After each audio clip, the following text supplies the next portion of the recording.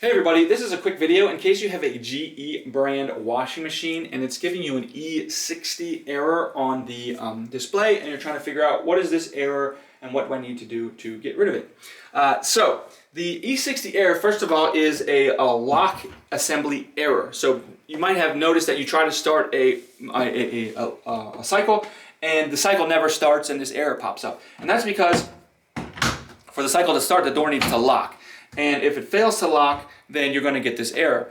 So what you need to do is check and make sure. Now the easiest is just that there's just some kind of visible physical obstruction to the lock assembly. Like there's some lint or something like that that's gotten jammed in there and is preventing the door from working properly.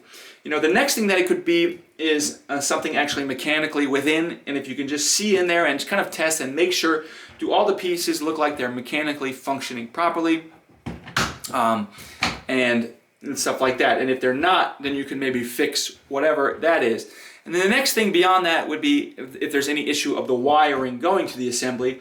And what you can do in those cases, even if it's not mechanically working or if there's wiring issues that you're having trouble dealing with, you can just order a whole new lock assembly and replace it on the washing machine.